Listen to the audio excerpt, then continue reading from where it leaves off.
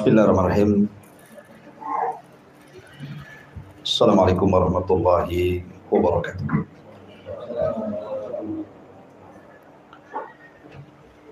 Bismillah wassalatu wassalamu ala rasulillah wa ala alihi wa sahbihi wa mawalah wa la hawla wa la quwata illa billahi wa ba'du. Alhamdulillah, di malam hari ini kita bisa melanjutkan kajian kita, masih membahas surah Al-Fajr, dan kita masuk pada ayat ke-6 dari surah Al-Fajr. A'udzu billahi minasyaitonir rajim. Bismillahirrahmanirrahim. Alam tara kaifa fa'ala rabbuka bi'adin irama dhatil imad allati lam yukhlaq mithluha fil bilad wa thamud alladhina jabu as-sakhra bil wad wa fir'auna dhil autad alladhina taghaw fil bilad fa'aktharu fihal fasad fasabba alaihim rabbuka sawta adab inna rabbaka labil mirsad. Allah subhanahu wa ta'ala berfirman, tidakkah engkau wahai Muhammad memperhatikan bagaimana Tuhanmu telah berbuat kepada kaum Ad. Siapa kaum Ad? Yaitu penduduk Iram, ibu kota Ad, yang mempunyai bangunan-bangunan yang sangat tinggi, yang belum pernah dibangun satu kota manapun seperti negeri-negeri yang lainnya. Dan terhadap kaum Tsamud, yang mereka memahat dan memotong batu-batu besar di lembah-lembah. Dan terhadap Fir'aun, yang mempunyai pasak-pasak bangunan yang besar, yang berbuat sewenang-wenang dalam negeri, lalu mereka banyak berbuat kerusakan di negeri tersebut. Karena itulah Tuhanmu menimpahkan cemeti adab kepada mereka. Sungguh Tuhanmu benar-benar mengawasi. Baik. Di dalam ayat yang kita tadi baca di sini ada 3 kisah menarik yang kita bisa ambil petik ibrah dan pelajaran. Yang pertama kisah kaum Tsamud, kaum Adul. Kemudian yang kedua kisah kaum Tsamud, dan yang ketiga kisah Fir'aun. Tiga-tiganya adalah para pembangkang para nabi dan rasul. Dan Allah jelaskan kesudahan mereka. Yang pertama kaum Ad, kemudian disusul dengan kaum Tsamud. Ulama mengatakan bahwa kaum Ad dan Tsamud itu sebelum kejadiannya lahirnya Nabi Allah Ibrahim alaihi salatu wassalam. Lah kaum Ad dan kaum Tsamud ini diutus kepada mereka Nabi Arab. Makanya orang-orang Arab sangat paham dengan kisah mereka. Apabila Nabi SAW memberikan peringatan kepada orang-orang musyrik Quraisy, maka Nabi SAW mengingatkan soal 2 kaum ini, kaum Ad dan kaum Tsamud, karena ini yang dihafal ceritanya oleh mereka. Adapun kaum-kaum yang lain dari para nabi Bani Israel, orang Arab tidak tahu. Karena Nabi SAW mengisyaratkan bahwa nabi-nabi Arab itu hanya ada 4 saja. Pertama, Nabi Hud diutus kepada kaum Ad, dan kita akan ceritakan. Yang kedua, Nabi Allah Saleh alaihi salam diutus kepada kaum Tsamud atau Ad kedua. Yang ketiga, Nabi Allah Shu'aib yang diutus kepada Madian. Dan yang terakhir Nabi kita Muhammad sallallahu alaihi wasallam.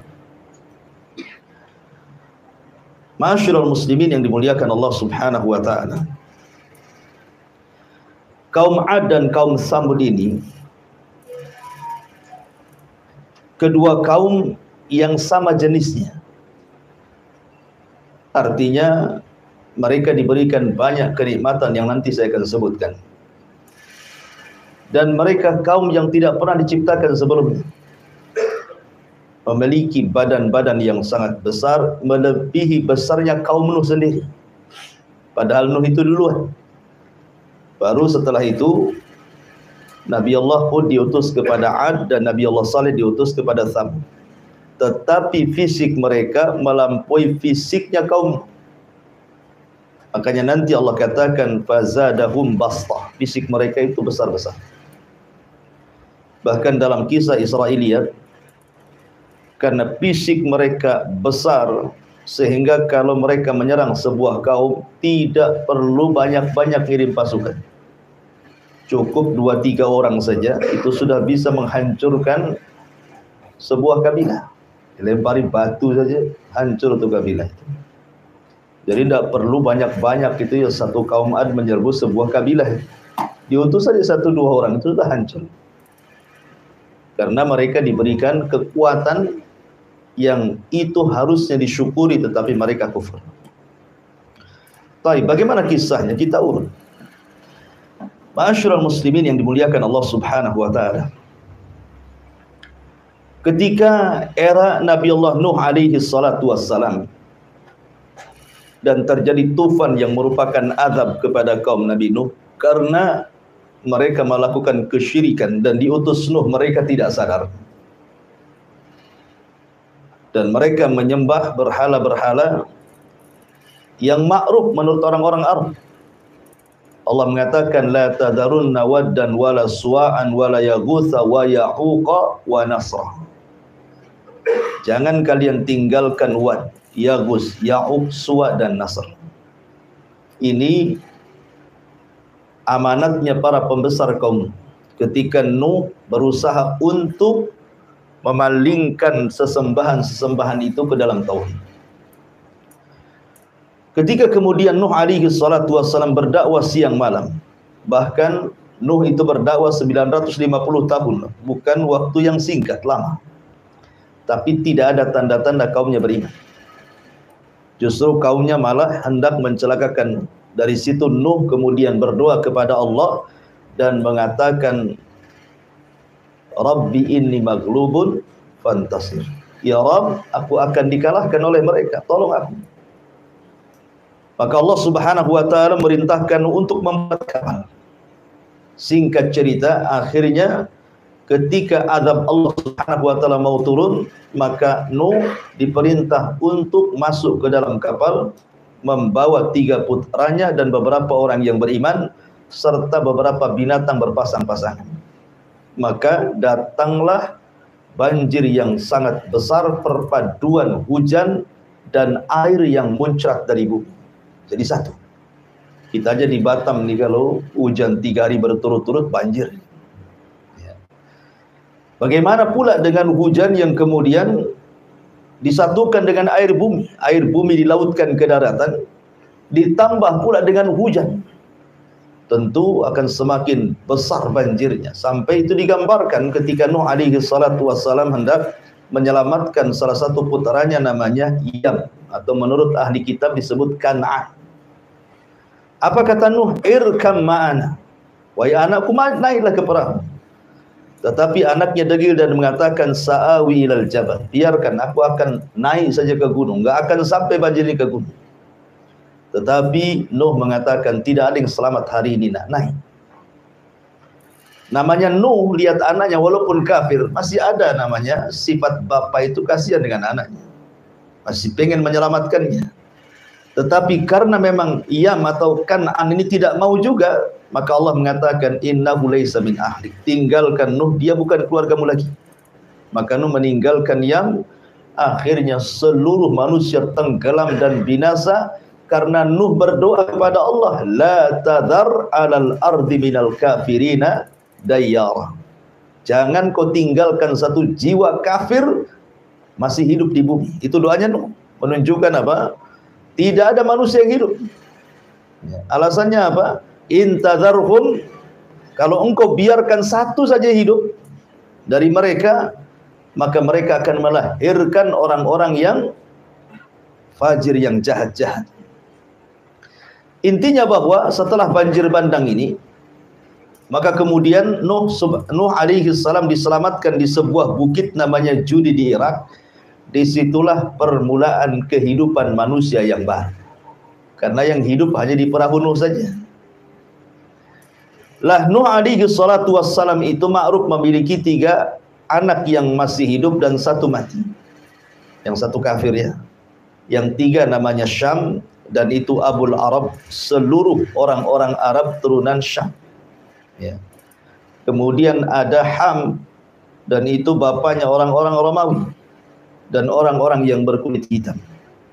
Kemudian ada Yafis, salah satunya keturunannya orang-orang Asia. Ya. Lah kata para ulama bahwa tidak ada manusia setelah tragedi banjir Nuh itu kecuali turunan 3 putranya, Syam, Ham, dan Yafis. Karena Allah yang mengatakan wa ja'alna min dzurriyyatihi humul baqin, dan kami jadikan yang tersisa manusia itu hanya dari turunan Nuh. Ya, dari 3 putranya itu. Dari sini kata para ulama sejarah, Nuh itu disebut Abul Bashari Ats-Tsani, bapak manusia kedua setelah Adam. Karena tidak ada manusia di kolong langit yang hidup di zaman sekarang kecuali nasabnya pasti sampai kepada 3 putra Nuh ini. Kalau tidak Syam, ya Ham. Kalau tidak Ham, ya Yafis. Dan 3-tiganya putra Nuh alaihi salatu wassalam. Makanya wajar kalau Nuh dikatakan bapak manusia kedua. Lah ketika anak-anaknya Nuh ini sudah mulai menyebar ke beberapa tempat, dan mereka masih mentauhidkan Allah subhanahu wa ta'ala, dan mereka masih melihat bagaimana sisa-sisa kehancuran kaum Nuh alaihi salam, sehingga mereka masih takut dan masih mentauhidkan Allah subhanahu wa ta'ala. Tetapi berlalunya zaman, berlalunya waktu, akhirnya iblis datang kepada kaum yang mentauhidkan Allah dari turunan Nuh. Mulailah kemudian mereka kembali menjadi penyembah berhala. Dan yang pertama kali menyembah berhala adalah kaum Ad dari turunan Nuh alaihi salatu wassalam. Kaum Ad inilah kaum yang pertama kali menyembah berhala. Menurut Ibnu Ishaq, seorang pakar sejarah, bahwa kaum Ad itu menyembah 3 berhala. 3 berhala yang mereka sembah. Pertama Samad, kemudian yang kedua Soda, dan yang ketiga Haba. Ya, ada yang mengatakan Somud atau Somad, kemudian Soda, dan juga Haba. Itulah 3 berhala yang disembah oleh kaum Ad. Masyarul muslimin yang dimuliakan Allah Azza wa Jalla, sebagai gambaran bahwa kaum Ad dan Tsamud itu ada kemiripan. Allah berikan 7 nikmat kepada mereka. Seringkas saja. Nikmat yang pertama yang Allah anugerahkan kepada kaum Ad ataupun kaum Tsamud setelahnya, karena Ad juga termasuk Tsamud masalahnya. Cuman Ad itu disebut untuk dibedakan antara Ad yang kedua. Allah menyebutkan Adanil Ula. Allah mengatakan bahwa kaum Ad itu disebut Adanil Ula, Ad yang pertama. Adapun Tsamud itu Ad yang kedua. Artinya sama-sama kaum Ad itu sebenarnya, cuman membedakan satu Ad, satu Tsamud gitu ya. Dan Tsamud itu nenek moyang orang Arab. Baik. Lah, di antara kenikmatan yang sangat besar yang Allah anugerahkan kepada kaum Ad adalah mereka menguasai ekonomi. Di zamannya mereka menguasai ekonomi. Dan siapapun atau apapun negaranya, kalau menguasai ekonomi, pasti dia bisa menjajah negeri yang lain. Ya kan? Ekonomi, kekuatan ekonomi itu bisa menjajah negeri yang lain. Lihat hari ini. negeri-negeri yang kuat ekonominya, ya kan, negara-negara yang maju luar biasa bisa menjajah negara-negara yang tidak maju, kan. Lah kaum Ad itu dilebihkan ekonominya, sehingga dengan ekonomi mereka bisa menjajah negeri-negeri yang lain. Dan itu nikmat yang Allah anugerahkan kepada mereka, kuatnya ekonomi. Kemudian yang kedua, kaum Ad diberikan fisik yang sangat kuat. Kaum Ad itu diberikan fisik yang sangat kuat, sampai fisik mereka melebihi fisiknya Nabi Nuh. Tetapi tentu tidak mungkin melebihi Nabi Allah Adam alaihi salatu wassalam. Karena ada kisah-kisah Israiliyat yang kemudian mereka menggambarkan bagaimana fisiknya kaum Ad itu ada yang sampai 100 meter. 100 meter tinggi kali. Celana antum tidak bisa dipakai mereka. Apalagi baju nggak muat. Apalagi celana dalam. Kan itu ya. Artinya bahwa sampai mengatakan 100 meter. Ini mustahil. Nah, kisah ini tentu bertentangan dengan hadis Nabi SAW bahwa fisik yang paling tinggi, yang paling kuat, yang paling kekar, yang paling tampan hanyalah fisiknya Adam alaihissalam. Makanya ketika Rasul berjumpa dengan Nabi Yusuf saat peristiwa Isra Mi'raj, apa kata Rasul? Aku melihat Nabi Yusuf mendapatkan separuh ketampanan Adam. Separuh saja sudah memfitnah banyak wanita. Berarti Adam itu jauh lebih tampan dibandingkan Nabi Yusuf, kan itu. Itu kan separuhnya saja. Jadi kalau Nabi Adam hidup di zaman sekarang, mungkin semua wanita akan memandang Adam. Kalau Yusuf saja satu Mesir terfitnah, bagaimana pula Adam alaihi salatu wassalam. Dan ini mematahkan teori Darwin yang mengatakan manusia berasal dari kera, kan itu ya. Kera cakep atau tidak cakep? Mana ada kera cakep? Antum dandani, antum kasih bedak pun tidak akan cakep kera itu. Ya mungkin si Darwin saja yang ikut kera. Kita ikut Nabi Adam. Baik, masyarul muslimin yang dimuliakan Allah Azza wa Jalla. Jadi nikmat yang kedua, mereka diberikan fisik yang kuat, kemudian tinggi. Yang tadi saya kisahkan, kalau menghancurkan sebuah kabilah tidak perlu bawa pasukan, cukup dikirim 2-3 orang saja sudah cukup tuh, gitu ya. Dilempari batu saja sudah mati semua satu kabilah itu. Karena di zaman Ad itu hanya Ad yang punya fisik seperti itu. Jadi kaum-kaum yang sezamannya itu ya kecil-kecil gitu ya, di bawahnya kaum Ad. Makanya kaum Ad itu menguasai, ya karena fisiknya yang besar, itu nikmat harusnya. Mereka syukuri kan. Kita aja kalau masuk tentara, kalau pendek nggak keterima, kan gitu ya. Masuk tentara, masuk polisi itu diukur juga tuh tingginya tuh. Sehingga tinggi badan juga nikmat seharusnya. Ini yang kedua. Yang ketiga, Allah Subhanahu wa taala anugerahkan mereka memiliki strategis perang yang luar biasa. Dan mereka tidak pernah dikalahkan. Dan Allah mengatakan wa idza batashtum jabbari. Ini biasanya untuk jimat. Karena dulu pernah baca kitab Mujarabat tuh. Kalau hendak nonjok orang tuh, baca katanya ayat ini. Wa idza batashtum jabbarin. Apabila mereka hendak menyerang, mereka tidak punya belas kasihan. Ya. Jadi kaum Ad itu punya strategis perang. Kalau nyerang itu tidak pernah kalah itu. Dan mereka kaum yang sangat bengis sekali. Sehingga tidak ada satupun kabilah di zaman itu.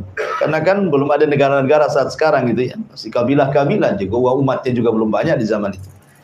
Tidak ada yang berani. Kalau diserang itu nyerang betul mereka. Tidak punya belas kasihan sama sekali. Karena mereka memiliki selain fisik besar gitu ya, memiliki strategis perang yang luar biasa. Ya, ini nikmat yang ketiga. Nikmat yang keempat, Allah Subhanahu wa taala berikan kesuburan. Ladang mereka subur, sawah mereka subur, ternak mereka subur. Pokoknya Allah berikan luar biasa nikmat dari dalam perut bumi itu. Subur. Ya kan? Makanya ketika kita bicara tentang negeri Sabah itu Allah mengatakan baldatun thayyibatun wa rabbun ghafur. Baldatun thayyibah, negerinya baik. Kenapa negerinya baik? Karena di negeri Sabah itu kebun-kebunnya itu semua tumbuh semua buah-buahan, biji-bijian. Anehnya lagi, tidak ada ulat, tidak ada semut, tidak ada serangga, tidak ada binatang. Gitu ya. Kalau kita masuk kebun tuh mikir-mikir takut ular. Kalau negeri Sabah tidak ada. Jangan lagi cerita ular, semut pun tak ada, lalat pun tak ada. Jadi masuk ke dalam kebun itu betul-betul menikmati. Jadi kalau ada seorang wanita masuk ke negeri Sabah, di atasnya ditaruh keranjang di atas kepalanya, tidak perlu dipetik, pulang itu sudah penuh tuh. Masuk kebun, keluar penuh, sudah penuh dengan buah-buahan di atas kepalanya. Jadi negeri Adi juga sama, disuburkan gitu ya. Ya, ini juga nikmat seperti negeri kita ini kan negeri subur dibandingkan negeri-negeri yang lain. Coba antum umroh sana. Lihat tuh Saudi itu padang pasir itu kering kelontang, enggak jelas itu ya. Tetapi karena kecanggihan teknologi, waktu saya di Yaman, subhanallah padang pasir bisa disulap jadi sawah ditanami gandum. Begitu ya. Jadi setahun itu jadi padang pasir, terkadang hijau karena sudah kecanggihan teknologi di zaman sekarang itu. Ini nikmat yang keberapa? Nikmat yang keempat. Allah suburkan. Ya. Kemudian nikmat yang kelima, yang Allah berikan kepada kaum Ad ini, mereka sanggup merubah tanah datar menjadi istana. Jadi mereka membuat, umpamanya ada tanah datar di padang pasir itu, diambil batu-batu dari gunung itu, kemudian mereka susun, mereka mampu membuat istana itu. Tanah datar jadi istana. Padahal di zaman itu teknologi belum secanggih sekarang kan gitu.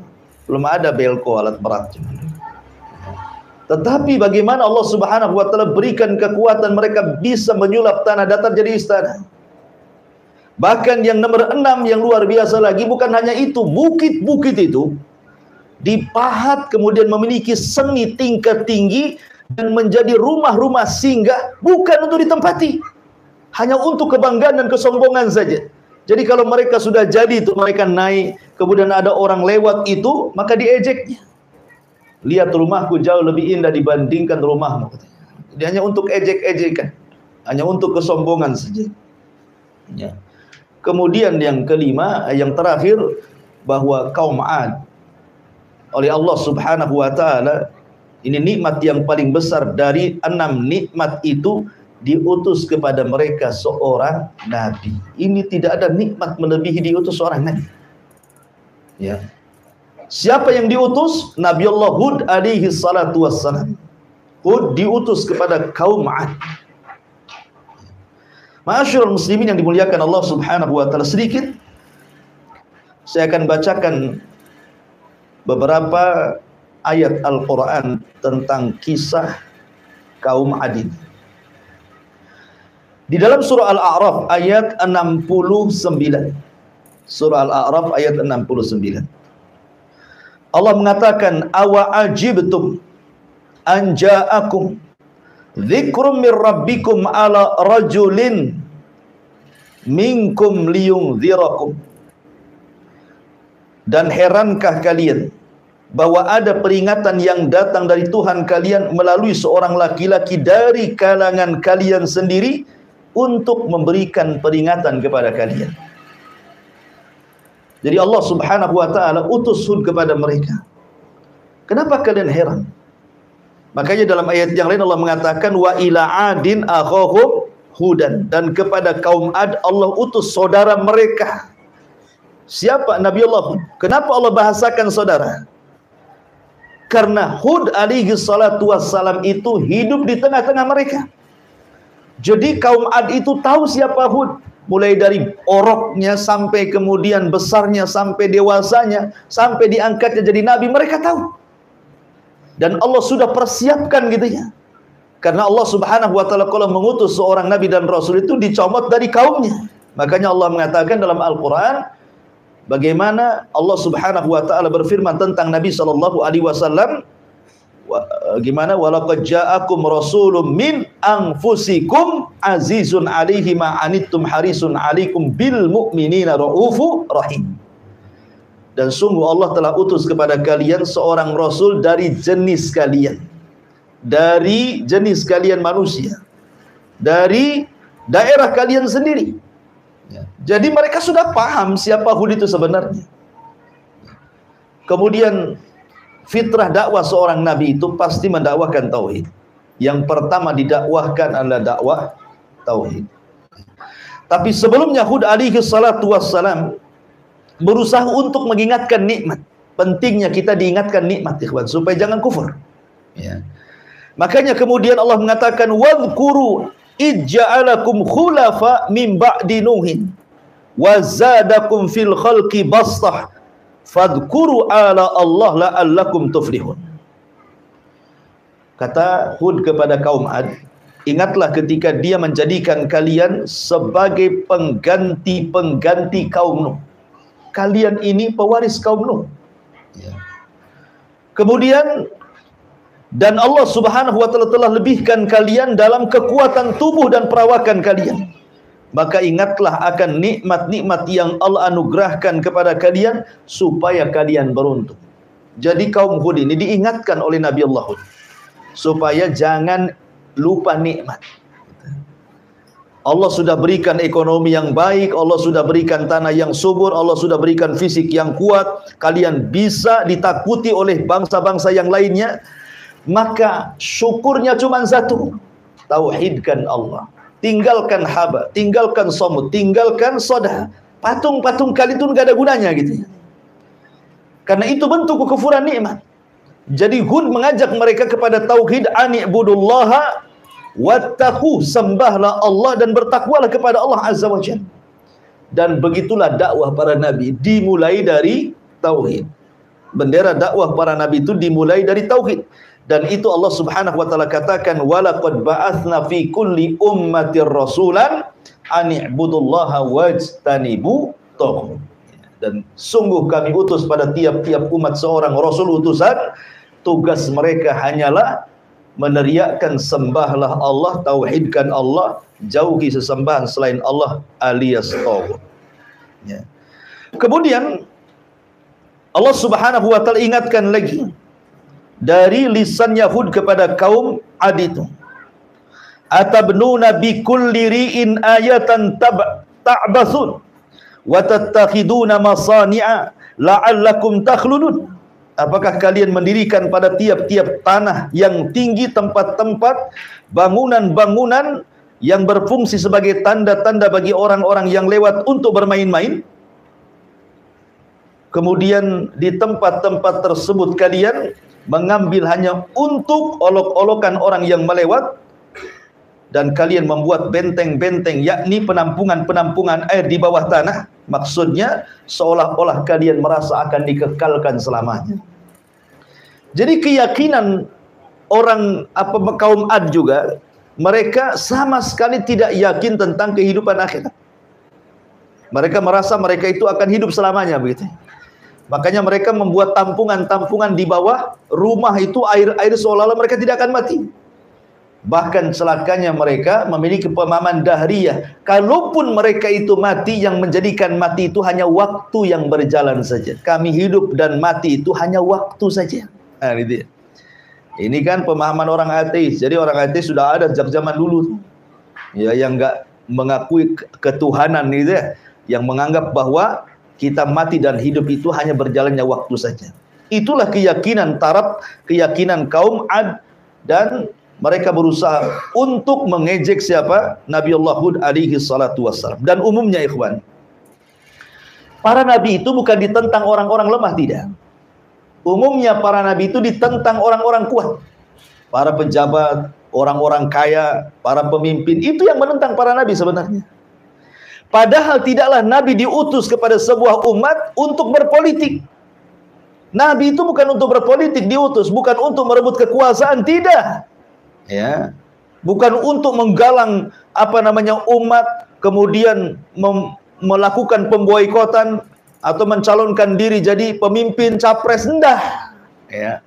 Nabi diutus itu tidak berpolitik. Nabi diutus itu hanya untuk berdakwah. Seandainya seorang pemimpin masuk Islam, tidak mungkin dicopot dari kepemimpinannya, tetap dia pemimpin kan itu ya. Nah, cuman karena ketakutannya para pembesar itu kepada Nabi, seolah-olah ketika makin banyak yang didakwai, makin banyak orang yang ikut, seolah-olah terancam kekuasaannya. Ma'asyiral muslimin, dan itu akan terjadi pada setiap negara dan bangsa-bangsa. Ya, kalau ada seorang dai kemudian dah banyak pengikutnya, itu penguasa takut biasanya. Kan itu. Atau dimanfaatkan untuk kampanye, didekatilah ustaz-ustaz, kiai-kiai, masjid-masjid gitu ya. Ya, untuk bersuara biasanya.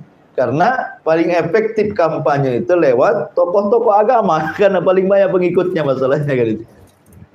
Kemudian meyakinkan dengan dalil-dalil, itu yang lebih hebatnya lagi. Orang yakin itu ya, walaupun sebenarnya kibul semuanya.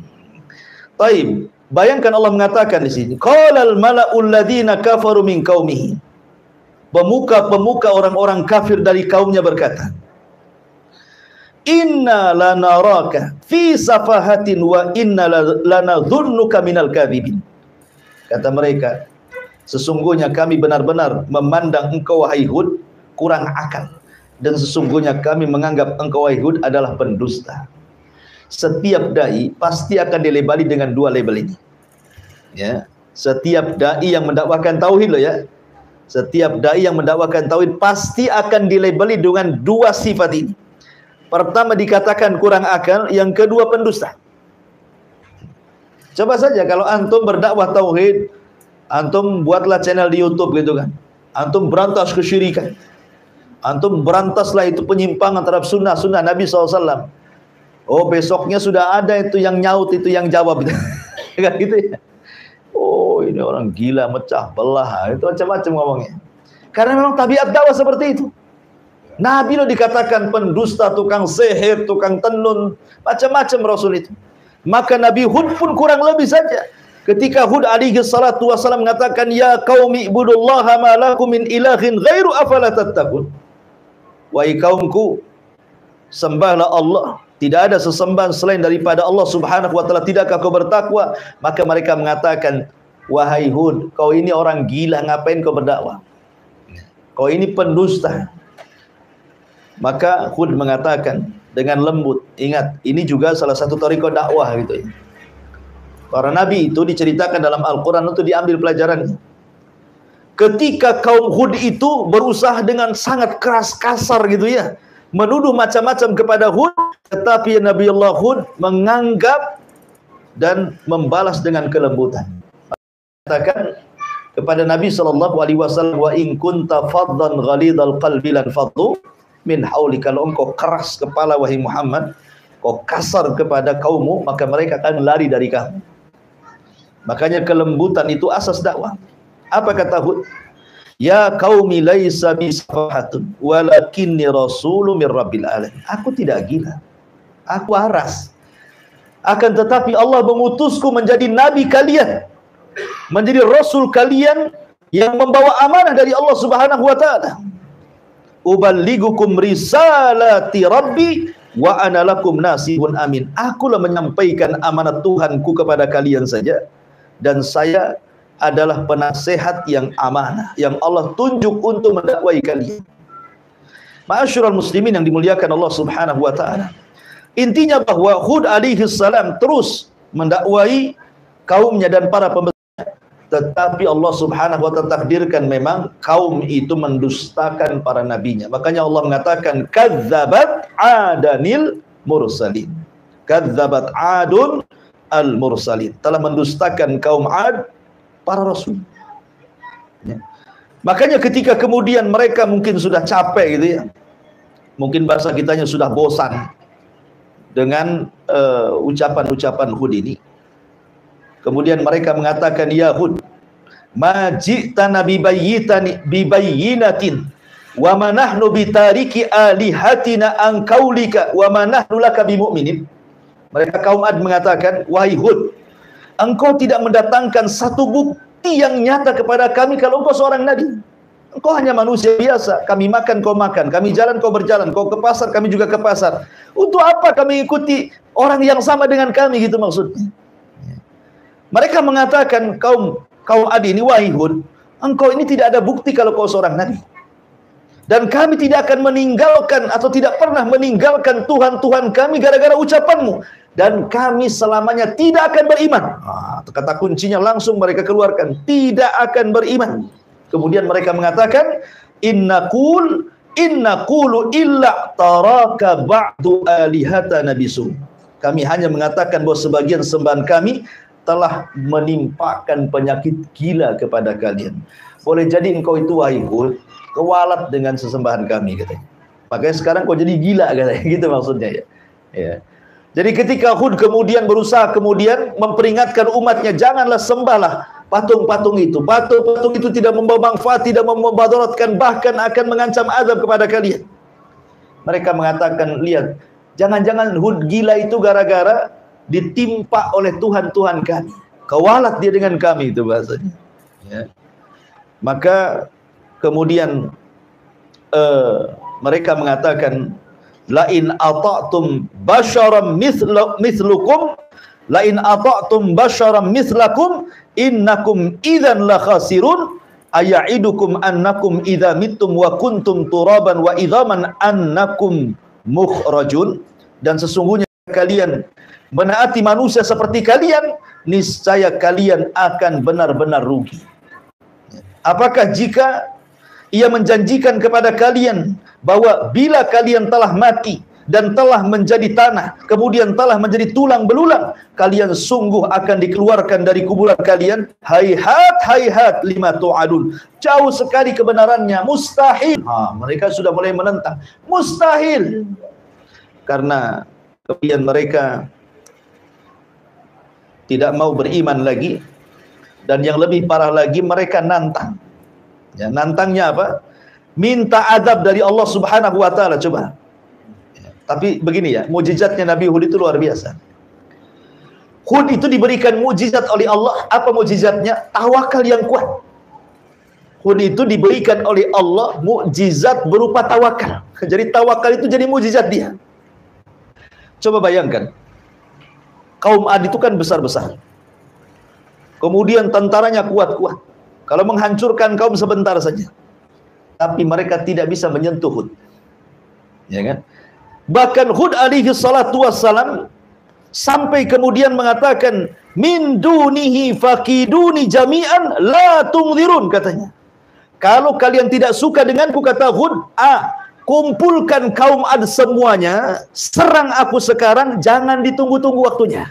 Lihat, nantang ke Hud ini kan. Kenapa dengan begitu percayanya Hud mereka tidak bisa menyentuh dia? Karena Hud mengatakan, inni tawakkaltu Allah rabbi wa rabbukum ma min dabatin illa huwa akhidun binasiyatiha inna rabbi ala sirati mustaqim.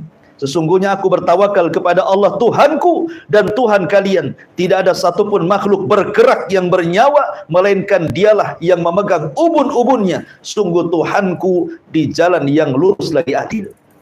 Jadi Hud ini sangat berani. Coba bayangkan, kaum Ad itu kan banyak, besar-besar gitu ya. Hud menantang, kalau kalian tidak suka denganku, kalian kumpul semuanya. Serang aku sekarang. Seandainya antum diutus menjadi dai ke sebuah kampung. Kampung itu banyak dukunnya. Kemudian antum ngomong, kumpulkan dukun-dukun kalian, santet aku sekarang. Berani nggak antum ngomong gitu? Ya. Ini Hud begitu. Atau kumpulkan preman pasar kalian, ayo kumpul-kumpul semuanya. Nah, gabungkan dengan desa sebelah tuh, ayo serang saya. Berani nggak tuh mau begitu kan? Saya yakin nggak akan berani. Ya, saya aja nggak berani, apalagi antum. Gitu. Ya. Karena saya tidak punya mukjizat. Nabi Hud punya mukjizat, ya kan? Makanya dia berani yang mengatakan, fakiduni jami'an tsumma la tungzirun. Serang aku sekarang. Buat makar kalian sekarang juga, jangan ditunggu-tunggu, katanya kan? Tetapi kaum Ad memang tidak bisa menyerang Hud alaihissalam, menyentuh kulitnya pun tidak bisa. Itulah kelebihan namanya mukjizat Nabi Allah Hud alaihi salatu wassalam. Akhirnya kemudian mereka pun mengatakan kepada Hud alaihi salatu wassalam, sudah gini saja, kami semua tidak akan beriman kepada Muhammad. Nggak akan beriman. Macam mana kau ngoceh pun kami tidak akan beriman. Ya. Kalau engkau seorang nabi, fa'tina bima ta'iduna in kuntum minas sadiqin. Buktikan. Katanya engkau selalu mengancam-ngancam kami, kalau tidak ikut kamu, kami akan diazab. Buktikan azabmu sekarang. Mana azab Allah? Timpakan sekarang kepada kami, katanya. Kan itu ya. Jadi mereka mulai menantang Allah. Oh bahaya kalau sudah menantang Allah.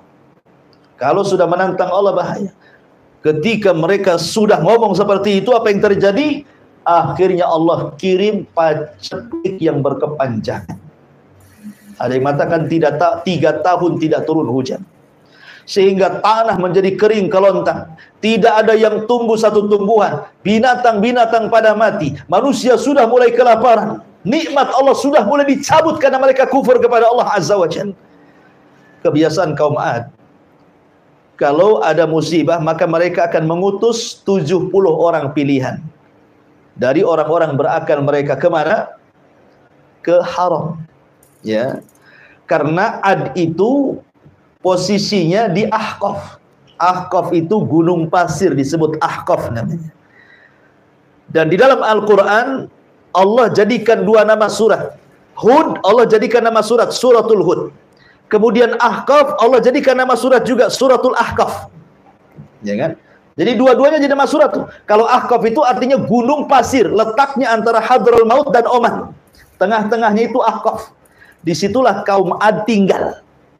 Artinya kan masih dekat dengan haram, Yaman. Ya kan, Yaman ke Mekah kan dekat. Jadi mereka ini, orang-orang pilihan ini, berangkatlah dari Ahqaf ini, menuju haram, tanah haram, menuju Ka'bah. Ya. Menuju tanah suci gitu. Maksudnya haram itu waktu itu memang sudah jadi tanah suci, karena yang membangun pertama kali Ka'bah adalah malaikat. Kemudian setelah itu Adam alaihi salatu wassalam, kemudian hilang, baru kemudian diperbaharui oleh Ibrahim alaihi salatu wassalam. Jadi orang-orang 7 orang pilihan ini ke haram, berdoa. Ya. Cuman masalahnya sampai di haram, mabok pula mereka, berzina pula mereka, disuruh sama kaumnya, suruh berdoa, sampai di haram malah mabok. Coba bayangkan, bejatnya orang-orang Adi. Akhirnya diingatkan sesama mereka, lah kita akan diutus untuk berdoa di sini. Kenapa kita mabok berzina pula di sini? Akhirnya mereka sadar. Ketika mereka sadar, akhirnya mereka pun berdoa semuanya di haram, di tanah haram, di tanah suci itu. Tiba-tiba ada suara di balik awan. Apa suaranya? Aku kabulkan keinginan kalian, kan ku kirim awan kepada kalian. Tinggal milih, mau awan putih, mau awan merah, mau awan hitam. Mereka berpikir, wah doa kita diijabah. Mereka suruh memilih awan putih, tak mungkin ada hujan. Awan putih itu terang, kan gitu ya. Awan merah, wah sedikit airnya. Awan hitam sajalah, kan gitu. Karena biasanya kalau sudah gelap, ya kan, siang-siang ini teduh gitu, wah ini mau hujan deras. Itu prasangka mereka. Makanya kemudian mereka pun pulang dengan bahagia karena mereka sudah dapat ilham. Pulanglah mereka ke negeri Ahqaf, pulang kampung, dan memberitahu kampungnya bahwa doa mereka sudah diijabah. Betul, Allah subhanahu wa ta'ala kirim awan kepada mereka, dan itu Allah gambarkan dalam Al-Quran. Falamma ra'auhu aridun mustaqbila audiyatihim, maka ketika mereka melihat, ya, ada awan hitam yang menuju lembah-lembah mereka, ladang-ladang mereka, sawah-sawah mereka, semua keluar. Bayangkan, mereka tidak paham kalau ini ada. Jadi seluruh kaum Ad keluar dari rumah-rumah mereka, dari anak kecil, orang dewasa, laki-laki, perempuan, tua, muda, semua keluar. Ingin merasakan hujan yang sudah 3 tahun tidak hujan-hujan. Mereka bernaung di awan itu. Apa yang terjadi? Qalu, mereka mengatakan, hadza 'aridun mumtiruna. Mereka mengatakanlah awan yang akan menurunkan hujan kepada kami. Dengan bangganya mereka bernyanyi-nyanyi, berteriak-teriak dengan penuh kebahagiaan. Inilah awan yang akan menurunkan hujan kepada kami. Maka Allah mengatakan, bal huwa masta'jaltum bi rihun fiha adzabun alim. Maka Allah katakan, bahkan ini azab yang kalian minta disegerakan datangnya, yaitu angin yang mengandung azab yang sangat pedih bagi kalian. Rupanya awan hitam itu permulaan azab Allah. Mereka tidak paham. Ya. Jadi hati-hati bahwa terkadang orang menyangka itu nikmat, rupanya di balik nikmat itu ada azab. Ya, ini pelajaran. Terkadang ada orang diberikan nikmat oleh Allah Subhanahu wa ta'ala dengan nikmat yang melimpah. tapi rupanya nikmat itu menggiring mereka kepada adab. Makanya kenapa terkadang kenikmatan itu disebut istidraj. Ya, dalam bahasa akidah disebut istidraj. Orang itu kalau usaha maju terus, buat bisnis maju terus, buat ini maju terus. Kok enggak pernah enggak maju? Enggak pernah enggak dirugikan, untung terus. Ini hati-hati nih. Usaha ini sukses, usaha itu sukses, akhirnya jadi kaya raya gitu ya. Nanti suatu ketika nikmat ini justru kalau sampai dia lalaikan akan berubah menjadi nikmat azab yang pedih bagi dia. Makanya hati-hati dengan istidraj itu. Ma'asyiral muslimin yang dimuliakan Allah Azza wa Jalla. Akhirnya kemudian Allah katakan tudammiru kulla syai'in bi amri rabbiha. Fa asbahu la yura illa masakinuhum kadzalika nazzil qaumal mujrimin. Yang menghancurkan segala sesuatu dengan perintah Tuhannya sehingga mereka kaum Ad menjadi tidak tampak lagi di bumi kecuali hanya bekas-bekas tempat tinggal mereka. Demikianlah kami memberi balasan kepada kaum Ad, kaum yang sangat pendosa itu. Bagaimana azabnya? Allah Subhanahu wa taala ketika mengirim awan hitam itu, tiba-tiba angin muncul dari langit. Angin puting beliung muncul dari langit ke bumi, kemudian membawa semua yang ada di bumi naik ke langit. Coba ini kan manusia sudah keluar semua kan, yang kecil yang besar berada di awan itu. Tidak ada satupun yang di rumah tuh karena semua keluar.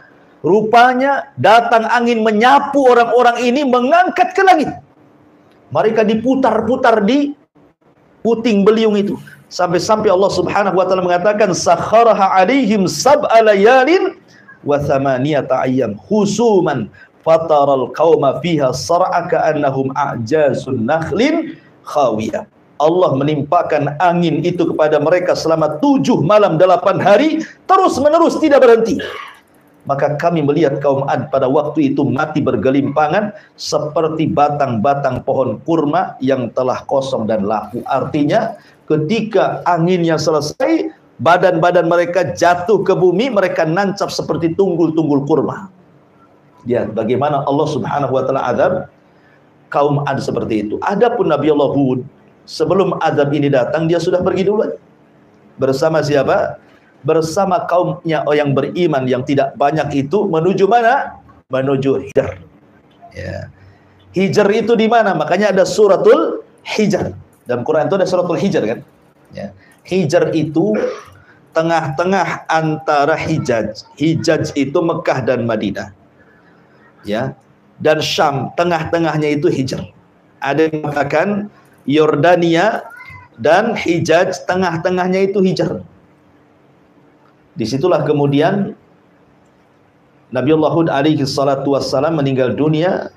Kemudian kaumnya terus mentauhidkan Allah Azza wa Jalla dan mereka masih terngiang-ngiang dengan azab kaum Ad. Tetapi berlalunya waktu kembali mereka kufur, yang disebut dengan kaum Tsamud. Ya. Jadi setelah kehancuran kaum Ad itu, mereka masih mentauhidkan Allah Azza wa Jalla. Tapi berlalunya waktu, berlalunya zaman, akhirnya kemudian terjadi kesyirikan lagi setelahnya. Dan yang pertama kali melakukan kesyirikanlah kaum Tsamud, masih turunannya Ad. Kan gitu ya. Mereka yang kemudian kufur pertama kali setelah kaum Ad. Menariknya ikhwatul fillah yang dimuliakan Allah Azza wa Jalla. Kalau cerita tentang kaum Tsamud, karena di sini juga Allah mengatakan wa tsamud alladzina jabu sahra bilwad. Sebenarnya nikmat yang 7 tadi yang Allah berikan kepada kaum Ad, Allah berikan juga kepada kaum Tsamud. Tidak perlu saya ulang. Ya. Tapi yang menariknya adalah kaum Tsamud ini.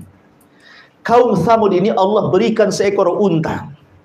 Unta yang sangat besar, yang menjadi mukjizat bagi mereka di tengah-tengah mereka.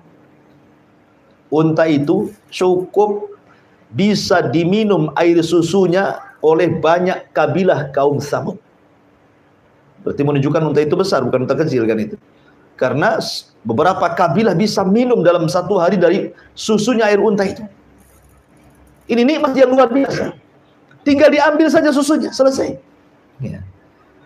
Tetapi anehnya juga turunnya azab Allah Subhanahu wa taala kepada kaum Tsamud gara-gara unta juga. ketika mereka menyembelih untanya Nabi Allah Saleh sebagai mukjizat, turun azab kepada mereka. Ya. Jadi unta yang membawakan nikmat, unta pula yang mendatangkan azab.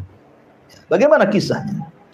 Ma'asyiral muslimin yang dimuliakan Allah Subhanahu wa taala. Kaum Tsamud, kalau kaum Ad, Allah Subhanahu wa taala juga banyak menyebutkan dalam Al-Qur'an.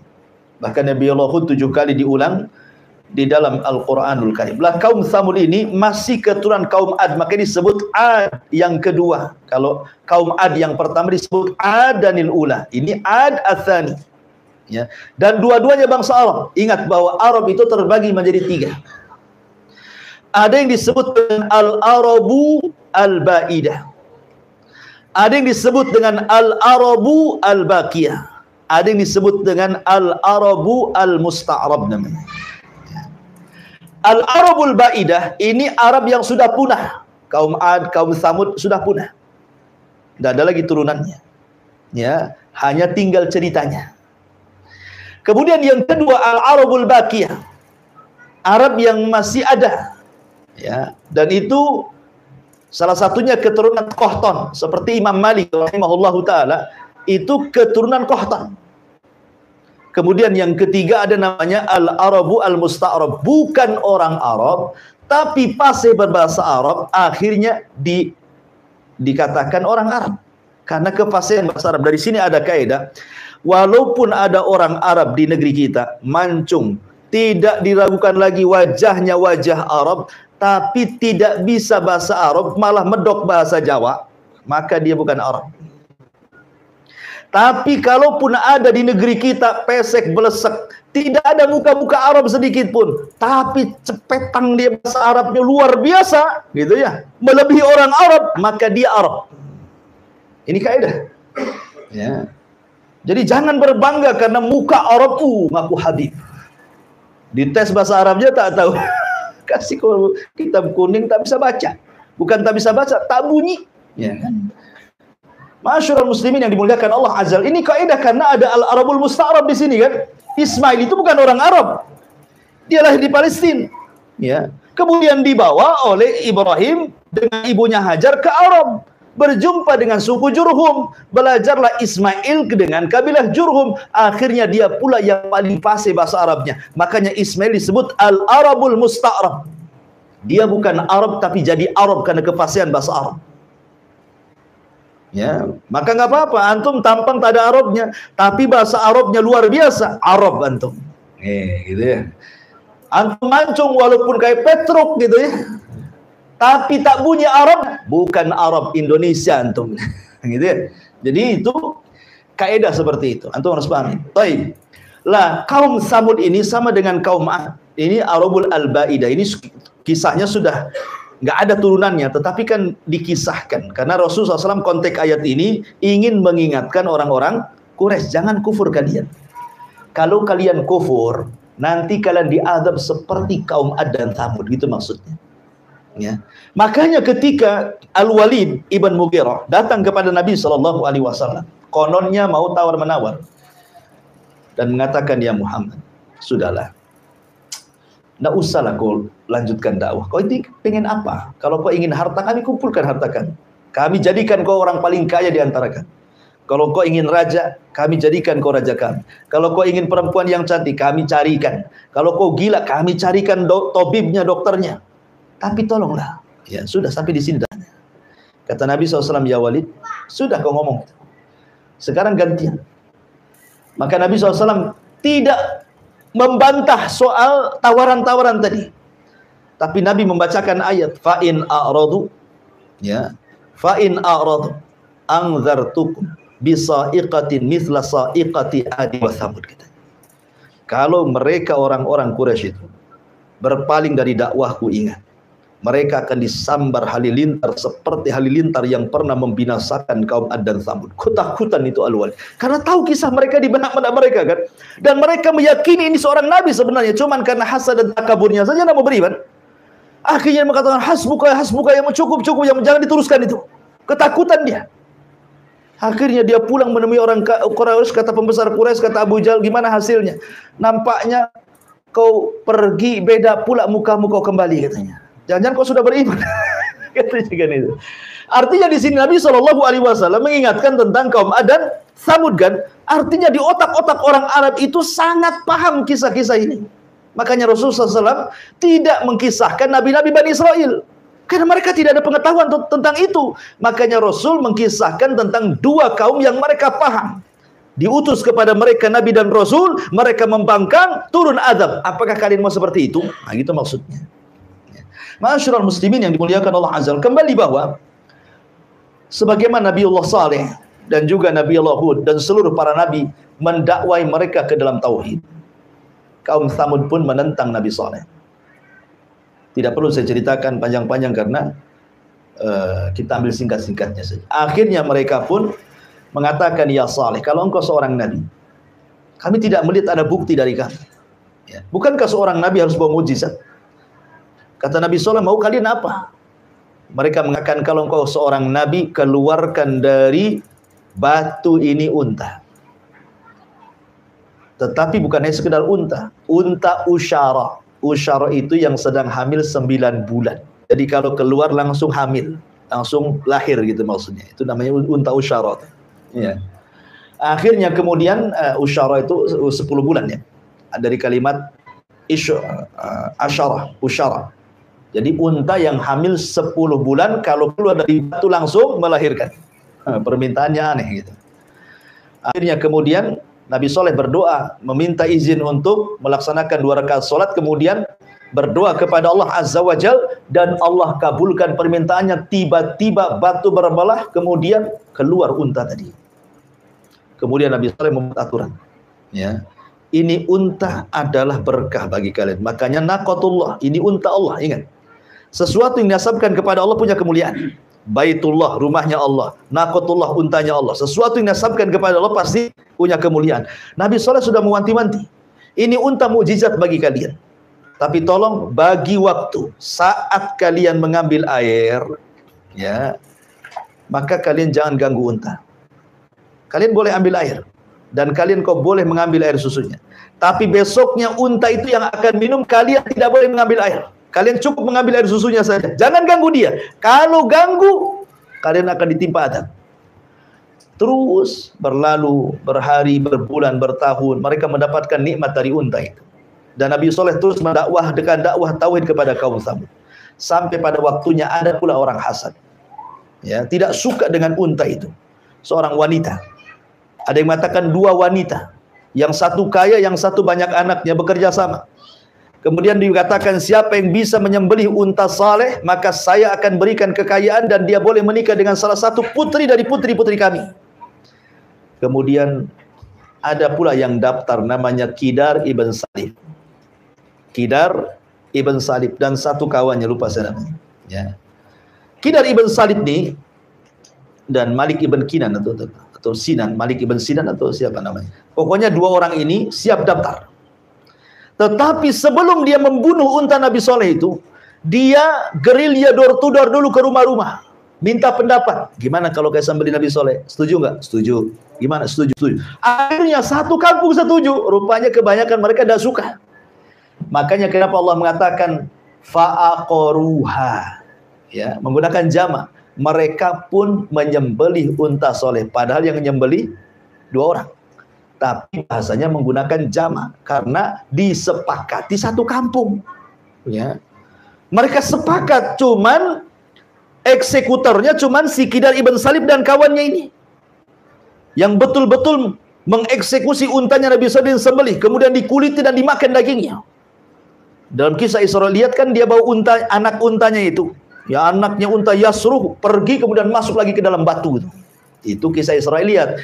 Dalam Quran atau dalam sunnah itu tidak ada kisah seperti itu. Hanya mukjizatnya Nabi unta itu, mukjizatnya Nabi Saleh itu adalah seekor unta tanpa disebutkan punya anak gitu, tanpa disebutkan keluar dari batu, enggak. Ya. Cuman seekor unta, gitu saja. Dari mana unta itu? Ya pokoknya dari Allah lah kan, namanya unta Allah. Nah, cuman kalau kita lihat Israiliyat lebih jelas gitu kisahnya ya. Oh, unta itu permintaan Bani Israel sama dengan di zaman Nabi SAW kan meminta mukjizat kan untuk terbelah bulan jadi 2 kan. Maka terbelah bulan jadi dua tuh. Tetapi setelah kejadian, mereka menuduh Nabi SAW sebagai tukang sihir, katanya. Laqad dhahara sihru Muhammad. Muhammad sudah nampak sihirnya. Mereka mukjizat malah nuduh sihir. Ya. Intinya bahwa disembelilah untanya Nabi Allah Saleh alaihi salatu wassalam.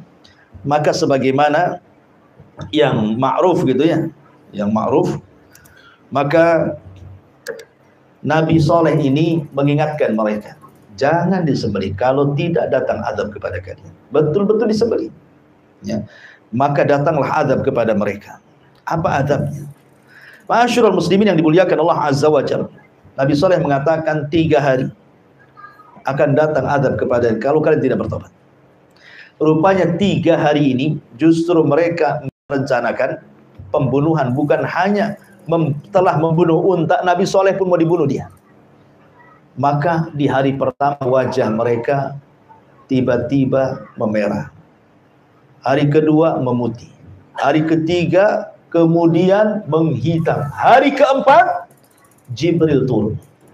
Kemudian berteriak sekali teriakan sehingga teriakan Jibril mengeluarkan setiap jiwa yang ada di raga manusia. Ruhnya melesat, semuanya mati. Sampai-sampai mereka tinggal jasad bergelimpangan di rumah-rumah mereka. Ini akibat daripada mereka tidak bersyukur akan nikmat Allah Subhanahu wa taala dan tidak menerima peringatan Nabi Allah Saleh. Makanya Allah mengatakan kadzabat Samud bin nuzur. Kaum Samud telah mendustakan para pemberi peringatan. Lah, kok menggunakan jama nuzur? Harusnya nadir. Ya. Kenapa Allah mengatakan kaum Samud telah mendustakan para pemberi peringatan? Kan yang memberi peringatan cuma satu, Nabi Saleh. Kenapa menggunakan jama di sini? Kata ulama tafsir, di sini hanya sekedar ingin mengatakan bahwa mendustakan satu nabi maka sama dengan mendustakan banyak nabi. Anda mendustakan satu Nabi Saleh berarti mendustakan semua nabi sebelumnya. Makanya menggunakan nuzur. Ya, pakai jama karena mendustakan satu nabi sama dengan mendustakan nabi-nabi yang lain. Faqalu abasyam minna wahidatan nattabi'uhu inna idzan la fi dhalal wa syu'ur. Mereka mengatakan, apakah kami harus mengikuti satu orang? Dia manusia sama seperti kami. Kalau begitu kami tersesat lah. Ngapain pula dia manusia, kami juga manusia. Ngapain harus ikut sesama manusia, katanya. Ya. Maka teruslah mereka mendustakan seperti itu. Akhirnya sampai kemudian Allah mengatakan inna arsalna alaihim sayhatan wahidatan fakanu kahashimin al-muhtadir. Kami utus kepada mereka Jibril untuk berteriak satu kali teriakan, maka mereka menjadi jasad-jasad yang bergelimpangan di rumah-rumah mereka. Inilah kisah Samud. Kemudian yang terakhir, dan di sini Allah Subhanahu wa taala mengatakan menyinggung soal Firaun. Ya. Di sini Allah Subhanahu wa taala mengatakan di dalam surah Al-Fajr di sini tentang Firaun. Dari mana tadi? Sudah lewat pula.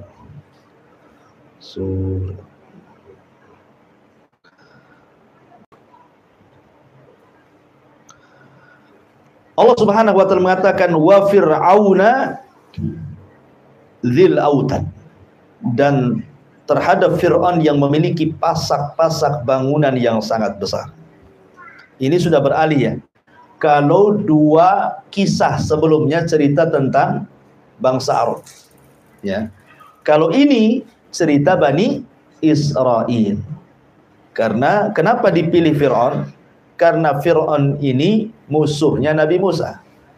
Kenapa Nabi Musa? Karena Musa itu nabi yang paling masyhur dari nabi-nabi Bani Israel. Dialah nabi yang pertama kali mendapatkan kitab termulia di zamannya, Taurat.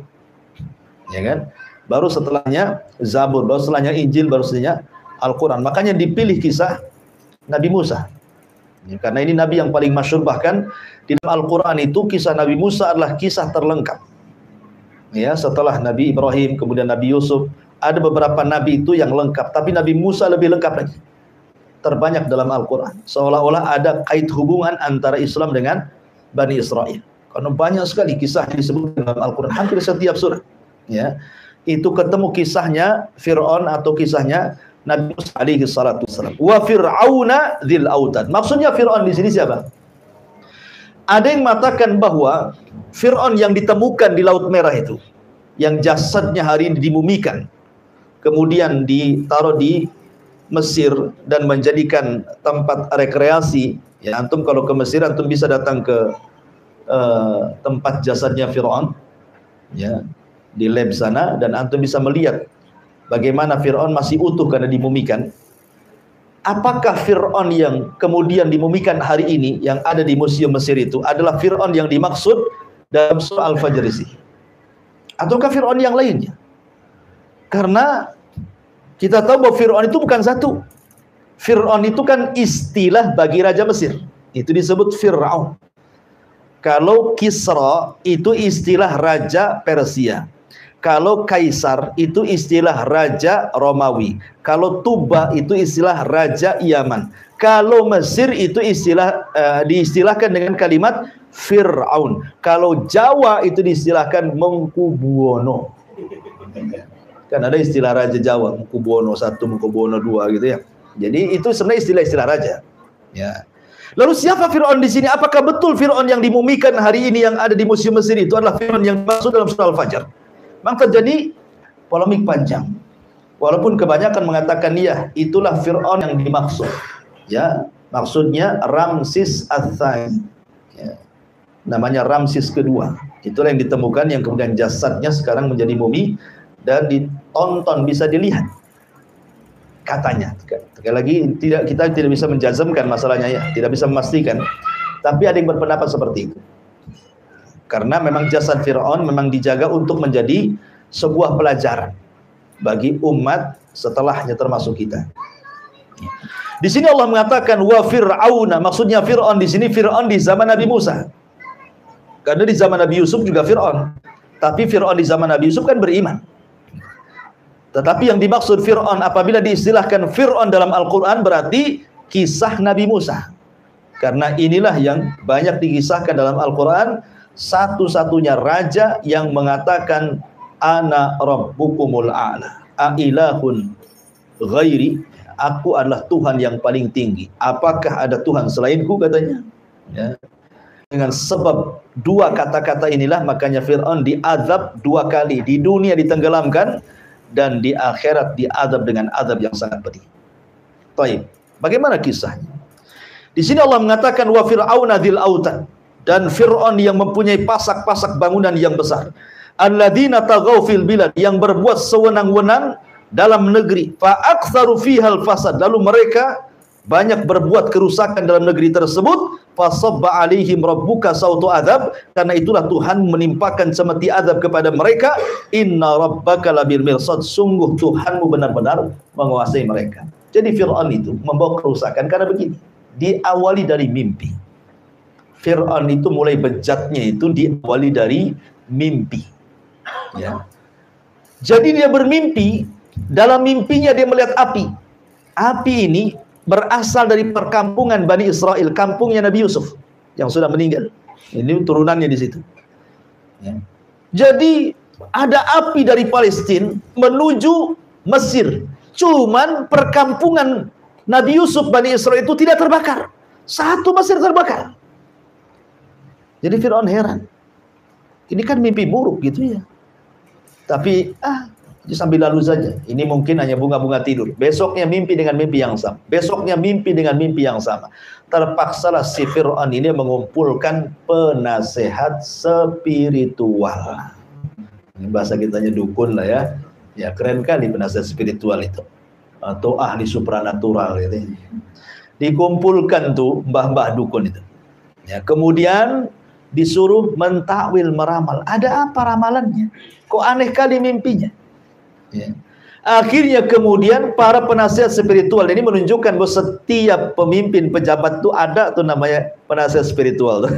Karena di sini Fir'aun ada penasihat spiritual tuh. Ya, jangan-jangan tingkat RT aja ada penasihat spiritualnya. Supaya kalau pemilihan dapat lagi gitu ya. Jadi akhirnya kemudian kata tukang sihir, ini pertanda kekuasaanmu akan tumbang oleh seorang bayi yang akan lahir dari perkampungan Nabi Yusuf itu, Bani Israel. Oh, ketakutan Firaun. Kalau begitu kita bantai saja bayi-bayi laki-laki. Akhirnya terjadi pembantaian setiap hari. Bahkan ada wanita hamil itu dilihat-lihat, ditunggu sampai melahirkan. Kalau lahir anak laki-laki, bantai. Kalau lahir anak perempuan, biar gini dihidupkan. Nanti besok lagi ada anak laki-laki, bantai. Anak perempuan, biarkan dia hidup. Yudzabbihuna abna'ahum wa yastahyuna nisa'ahum. Mereka membantai anak laki-laki dan membiarkan anak wanita.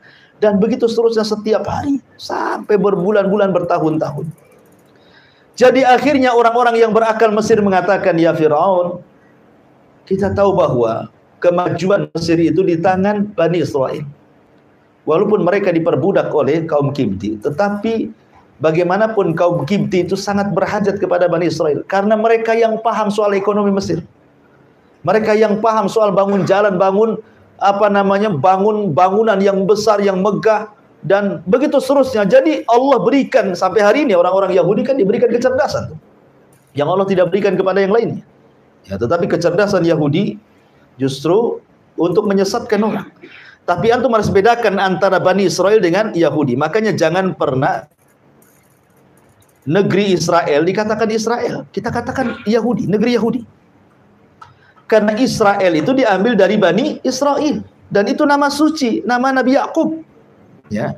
Makanya untuk bedakan Bani Israel itu keturunan Yakub. Kalau Yahudi itu agama.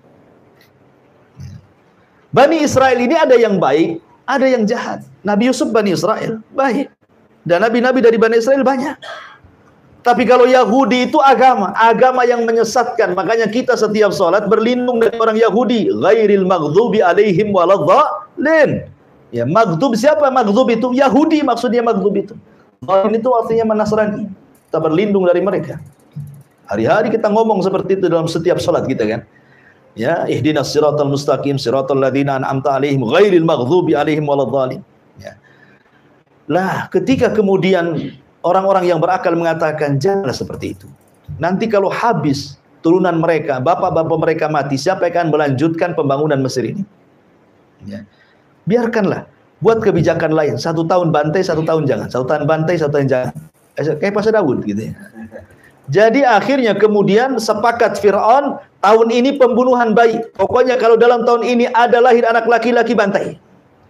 Tahun depannya walaupun lahir anak laki-laki, jangan dibantai. Biarkan dia hidup. Dibuat selang-seling seperti itu. Di hari atau di tahun ketidak ada pembantaian, lahir pula Nabi Allah Harun. Selamat dia. Ya kan? Tidak dibantai. Karena apa? Lahir di tahun tidak ada pembantaian. Ya. Di tahun ada pembantaian, lahir pula Musa, adiknya. Maka ibunya takut. Karena ketika itu suaminya sudah meninggal. Sehingga bagaimana harus merawat satu anak laki-laki, tidak ada suami yang bisa membelanya. Akhirnya ibunya Musa ketakutan. Makanya Allah ilhamkan kepada Ummi Musa an alqi, untuk dilempar bayi itu, letakkan di kotak. Maka diletakkan di kotak. Dikasih tali, jadi waktunya nyusu ditarik, kasih susu, habis itu dibiarkan lagi. Allah takdirkan talinya putus, akhirnya mengapunglah di sungai Nil. Kembali ke cerita istana Fir'aun. Fir'aun itu tidak punya anak laki-laki, semua anak perempuan. Satu anak perempuan yang kesayangan Fir'aun itu sakit-sakitan. Sudah berusaha ya ke dukun sana, dukun sini, tidak bisa mengobati. Ya namanya dukun. Dukun itu kalau tidak istilahnya pesulap, kalau tidak pendusta, cabul katanya. Kan gitu ya. Pak dukunnya bilang itu oknum gitu. Ya, mungkin oknum gitu ya. Tapi yang jelas bahwa tidak ada yang bisa mengobati. Rupanya ada seorang peramal mengatakan anak ini akan sembuh kalau diusap oleh kotak yang pertama kali ngapung di sungai Nil. Ceritanya begitu. Ini kisah Israiliyat. Akhirnya setiap harilah istri Fir'aun Asya bintu Muzahim itu memandang sungai Nil. Ya, kapan ada kotak itu. Suatu hari nampak pula kotak itu. Yang di situ ada bayinya Musa. Maka istrinya Fir'aun Asya bintu Muzahim memerintahkan pengawalnya untuk mengambil kotak itu. Pas ketemu isinya bayi, Allah ilhamkan ke dada istrinya Fir'aun langsung cinta kepada bayi itu, karena dia nggak punya anak lagi masalahnya. Ketika melihat bayi itu langsung senang, apalagi cakep bayinya. Ketika Fir'aun datang, hampir dibunuhnya bayi itu, karena takut jangan-jangan ini anaknya Bani Israel nih. Ya, nampak muka-mukanya Bani Israel katanya. Akhirnya kemudian kata istrinya Fir'aun, jangan. Saya sudah suka dengan dia. Mudah-mudahan dia menjadi qurratu ainin li walak, katanya. Mudah-mudahan bayi ini akan menjadi penyejuk mataku dan matamu. Kata Fir'aun, matamu saja, mataku tidak, katanya. Ya, kalau Fir'aun mengatakan iya, tentu Fir'aun akan beriman. Ya kan? Tapi ketika Fir'aun mengatakan, itu penyejuk matamu saja, tidak mataku. Nah, dari situlah maka Musa itulah yang dimaksud yang kelak akan menumbangkan kekuasaannya. Ya. Akhirnya dibesarkanlah Musa di istana Fir'aun. Ketika dia sudah menginjak dewasa, ya, sudah hidup di istana Fir'aun, diberikan pendidikan macam-macam di situ kan. Jalan-jalanlah Musa ini ke ganggang kota Mesir. Rupanya pula dia melihat ada perkelahian anak muda dari Bani Israel dan anak muda dari kaumnya Fir'aun. Awalnya tidak tahu siapa yang salah, tapi diperhatikan nampaknya yang dizalimi adalah anak muda dari Bani Israel. Ketika kemudian anak muda Bani Israel meminta pertolongan kepada Musa, Musa pun menolongnya. Ada yang mengatakan Musa itu tidak menyerang. Yang menyerang itu anak muda dari kaum Kipti. Musa hanya nangkis saja, tapi tangkisannya bisa membuat orang mati. Tapi ada juga mengatakan dia mukul, tapi tidak sengaja, bukan untuk membunuhnya. Hanya untuk membela anak muda yang dizalimi. Pukulannya membuat dia mati. Ingat, hukum di Mesir kala itu siapa yang membunuh dibunuh kisos. Ya kan? Maka Musa pun bingung dia, karena dia sudah bunuh orang. Ya. Tidak ada yang tahu peristiwa ini kecuali anak muda dari Bani Israel, Nabi Musa dan orang yang sudah mati itu. Belum ada yang tahu. Ya, apalagi alat buktinya dihilangkan semua. Dirusak semua, ya kan? Susah tuh nyingkapnya juga, ya. Akhirnya kemudian suatu hari, ini nggak ada yang tahu loh. Ya, kecuali Musa dan anak muda dari Bani Israel saja. Memang anak muda dari Bani Israel itu suka buat ulah rupanya. Di kesempatan yang lain dia lagi ribut katanya. Dia lagi ribut. Ketika Musa lewat ke orang ini lagi yang buat ribut ini. Akhirnya ketika anak Bani Israel ini melihat Nabi Musa ketakutan. Karena dia tahu sekali pukul mati. Gitu. Jangan-jangan dia dekat akan mukul saya. Ya, padahal Musa itu kan memastikan siapa yang salah, siapa yang benar gitu ya. Tapi anak muda ini sudah takut duluan ketika Musa menghadap dia. Akhirnya sebelum dia dipukul Nabi Musa, dia berkata, apakah engkau akan membunuh aku seperti kau bunuh kemarin orang itu kau bunuh? Akhirnya orang jadi tahu lah yang membunuh kemarin tuh. Kan tadinya nggak tahu kan? Tadinya kan tersembunyi gitu kan, karena nggak ada alat buktinya lagi. Ya. Tiba-tiba dia berteriak karena ketakutan. Hai Musa, apakah engkau akan membunuh seperti engkau membunuh kemarin? Akhirnya orang tahu, oh yang mati kemarin tuh Musa yang bunuh katanya. Nah dari situ Musa mulai ketakutan, pergi lari dia. Ada orang yang bijak mengatakan, wahai Musa, kau harus meninggalkan Mesir. Kalau tidak kau ditangkap, kau akan mati. Maka dari situlah Musa memulai hijrah pertama, pergi dari Mesir ke negeri Arab. Kemana? Ke Madian. Ya. Singkat cerita, sampai di Madian, dia ketemu dengan orang laki-laki yang soleh namanya Syuaib, bukan Nabi. Ya, cuma namanya sama Syuaib. Punya dua anak putri. Menikahlah Musa dengan salah satunya karena sudah berjasa mengambilkan air, yang kemudian membantu mertuanya menggembala kambing sampai punya istri, punya anak banyak. Setelah 10 tahun, Musa pun ingin kembali ke Mesir. Berangkatlah Musa ke Mesir. Di tengah jalan, kemudian Musa alaihi salatu wassalam nyasar. Ini karena udah 10 tahun kan, mungkin lupa jalannya dia. Tengah malam, obor pun sudah padam, ya. Dia takut ada terjadi apa-apa dengan anak istrinya. Maka tiba-tiba di tengah malam dia melihat ada cahaya dari kejauhan. Dia mengatakan sama istrinya, kamu tinggal di sini, saya akan ke sana. Boleh jadi saya akan mengambil satu api yang bisa kita melanjutkan perjalanan, atau mungkin di sana ada orang yang bisa menunjukkan jalan ke Mesir. Akhirnya kemudian Nabi Musa pun meninggalkan keluarganya dan menghampiri api yang dilihat dari jarak jauh itu. Semakin dekat semakin besar, semakin dekat semakin besar. Rupanya setelah dekat bukan api tapi cahaya. Ya. Disangkanya api setelah dekat cahaya. Rupanya cahaya itu seperti api berada di pohon zaitun. Dari sini menjadi khilaf para ulama. Ketika Allah Subhanahu wa taala berfirman dalam surah An-Nazi'at itu, ya, wa nadahu rabbuhu bil wadil muqaddasi tuwa. Ya. Kan di sini kan muqaddasi tuwa, lembah yang disucikan di bukit Tua. Maksudnya Tua di sini apa? Ada yang mengatakan Bukit Saina. Maknanya, sebenarnya Musa sudah sampai Mesir. Karena Bukit Saina kan di Mesir. Ya. Artinya sudah dekat dengan Mesir. Ada juga yang mengatakan Bukit Tua di sini bukan Mesir. Maksudnya adalah Bukit Zaitun yang ada di Palestina. Karena bahasanya muqaddas, diberkahi. Ya, negeri yang diberkahi maksudnya Palestina. Ya, jadi ada yang mengatakan Musa masih di Palestina sebenarnya. Tapi ada penafsiran mengatakan sudah sampai Mesir karena ada yang mentafsirkan Bukit Tua itu artinya Bukit Saina. Ya, disitulah Musa pertama kali dinobatkan jadi nabi. Ketika dia sampai di api itu, cahaya itu, tiba-tiba ada suara. Suara itu aneh. Terdengar dari atas, dari bawah, dari samping kiri, dari samping kanan, dari depan, dari belakang. Bingung Musa ini. Dan mengatakan, innani ana rabbuk. Fakhla na'alaika. Ya. Sesungguhnya saya Rabbu, wahai Musa. Lepaskan sandalmu. Ini negeri yang diberkahi. Ahli tafsir mengatakan, kenapa Musa disuruh melepas sandal? Karena sandal itu terbuat dari kulit keledai yang disamak, yang najis. Sementara negeri yang suci jangan diinjak dengan najis. Sama lah, antum masuk masjid pun sama kan? Nggak boleh antum bawa najis. Bahkan Nabi SAW pernah sholat bersama para sahabat, tiba-tiba sandalnya dibuka, sahabat-sahabat pula ikut buka sandal. Habis sholat Rasul mengatakan, kenapa kalian ikut-ikut lepas sandal? Kata sahabat, kami melihat Anda lepas sandal. Ya kami juga lepas katanya. Boleh jadi ada turun wahyu kepadamu. Kata Rasul, bukan. Tadi waktu sholat Jibril datang memberitahu sandalku ada najisnya, makanya aku lepas. Apa di sandal-sandal kalian ada najis katanya.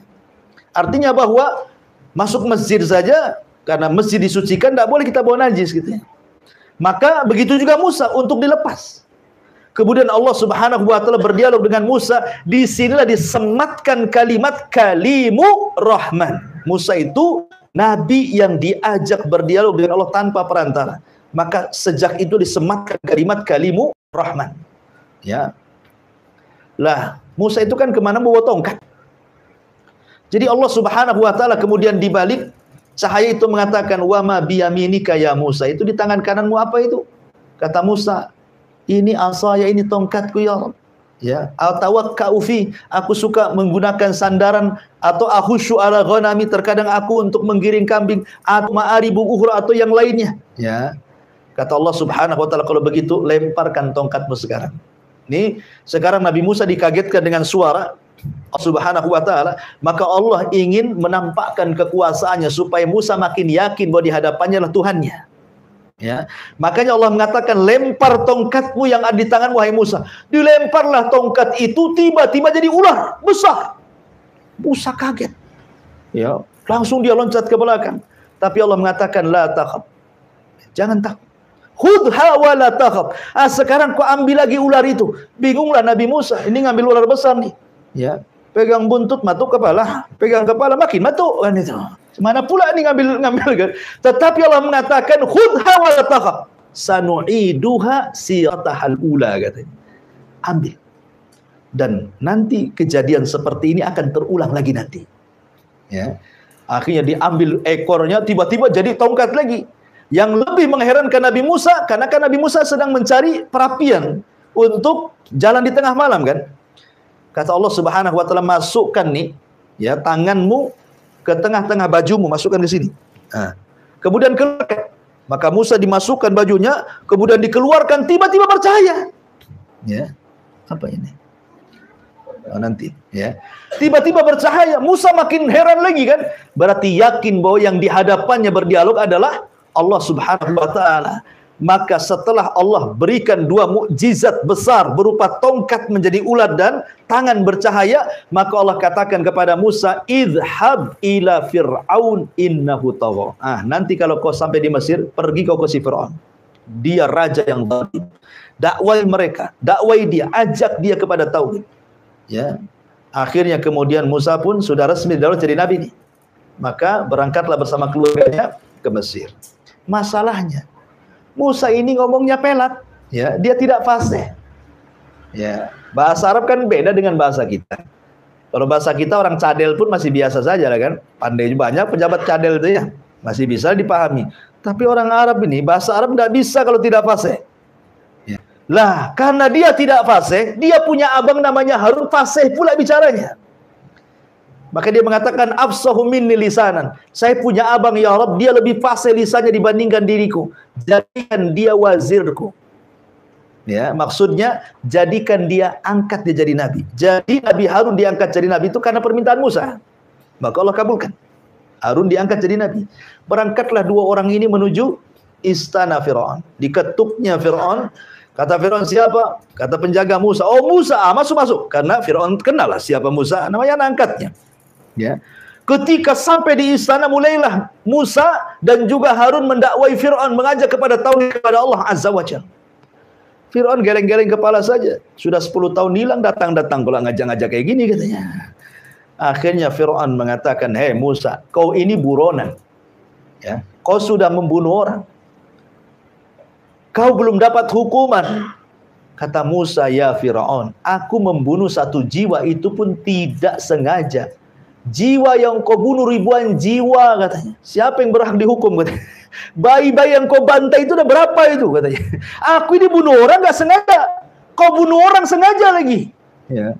Akhirnya bantah-bantahan di situ. Terakhir Fir'aun mengatakan, "Hei Musa, kalau kau nabi itu bawa mukjizat. Sebutkan mukjizat. Seperti apa mukjizatmu?"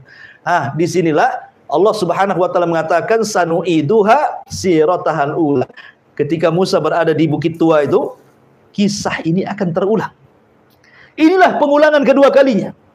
Maka Allah mengatakan, lemparkan tongkatmu di hadapan Fir'aun. Keluarlah tongkat itu dilempar, jadi ular. Subhanallah, Fir'aun ketakutan. Bagaimana mungkin seorang yang mengatakan ana rabbukumul a'la, saya Tuhan yang paling tinggi, takut sama ular? Mana logikanya? Kan dia Tuhan kan itu ya. Harusnya dia yang menciptakan ular. Dia takut sama ular. Masa Tuhan takut sama ular? Berarti dia bukan Tuhan. Lebih takut lagi ketika Musa memasukkan tangannya tiba-tiba bercahaya. Akhirnya Fir'aun mengatakan, "Oh Musa 10 tahun belajar sihir rupanya," katanya. Dia bilang, Nabi Musa sihir, penyihir. Ya kan? Jangan-jangan Musa ini penyihir. Akhirnya Fir'aun karena tidak bisa membantah, ya, dia sudah tahu Musa di atas kebenaran. Tetapi yang namanya pemimpin kadang-kadang kibarnya itu sombongnya luar biasa. Dia mengatakan gini saja, Musa, bagaimana kalau kau tanding dengan tukang-tukang sihirku, tapi nanti di saat perayaan kerajaan, mungkin kalau sekarang pas Agustusan kan itu lagi rame-ramenya tuh, ya. Nanti setiap tahun kami di Mesir membuat perayaan, semua manusia akan datang. Disitulah kau duel dengan tukang sihir kami. Akhirnya Fir'aun pun selama menunggu perayaan itu, maka saya membah di semua daerah-daerah semesir, siapa tukang sihir yang mau mendaftar, datanglah. Akan terjadi pertunjukan melawan Musa. Maka dari daerah-daerah datang tuh tukang-tukang sihir itu. Ya, datang dukun-dukun dari mana-mana.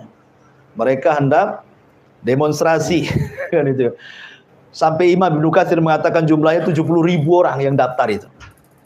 70.000 orang. Kalau Indonesia, Asosiasi Dukun Indonesia berapa jumlahnya? 1.000. Ya, itu yang terdaftar tuh. Yang tidak terdaftar belum tahu berapa kan, karena tiap daerah kan ada dukunnya masalahnya. Ya, ini 70.000, lebih banyak lagi. Ya.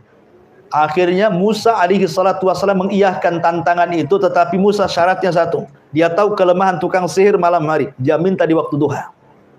Makanya dalam Islam sendiri, kita sudah berlindung di malam hari, karena kekuatan setan itu menguat di malam hari. Akhirnya tertiga di waktu duha, sudah kumpul manusia banyak, karena itu hari perayaan kerajaan masalahnya. Kan dari mana-mana datang. Penontonnya banyak. Ya. Jadi kalau pakai karcis itu banyak untungnya tuh. Akhirnya kemudian duellah di situ Musa dengan tukang sihir Fir'aun. Endingnya kalahlah tukang sihir Fir'aun. Karena mereka menggunakan sihrut takhyil, sihir hayalan. Ada yang mengatakan dalam kisah Israiliyat itu, jadi tambang-tambang yang dipotong-potong itu, mereka kemudian ditaburi dengan zat merkuri supaya nampak bergerak-gerak. Ya. Kemudian dimantra-mantrai supaya dihayalkan itu ular. Jadi tambangnya nampak bergerak-gerak kan, dihayalkan kan. Ini sihir tahyil namanya. Bahasa kerennya hipnotis. Ya. Jadi Musa ketakutan lah, wajar manusiawi dia ketakutan kan. Kok ular sebanyak itu kan 70.000 tukang sihir melempar, kan takut lah, wajar takut dia. Tetapi Allah mengatakan la khatakaf, jangan takut wahai Musa, lemparkan tongkat. Tiba-tiba ketika Musa melempar tongkatnya, kata ahli tafsir, jadi ular besar. Ular ini aneh, kadang mengecil, kadang membesar. Gesit ke sana kemari, memakan semua ular-ular tukang-tukang sihir itu. Ini tukang sihir komat kamit nih. Ya. Berusaha untuk memantra-mantrai. Disangkanya Musa itu menggunakan sihir seperti yang mereka gunakan, sihir tahyil. Ya, disangkanya mereka kalau berkomat-komat itu yang dilihat tongkat bukan ular. Tapi tidak bisa juga. Mereka sudah mengambil mambang tanah, mambang air, mambang segala sembahyang. Tetap saja kok jadi ular ini, tak ada tongkat-tongkat gitu ya. Ah, ini kekuatan yang luar biasa. Ini bukan sihir, ini maha dahsyat ini. Dari situlah akhirnya 70.000 tukang sihir sujud, taubat, beriman kepada Allah Azza wa Jalla. Oh, Fir'aun emosi lah.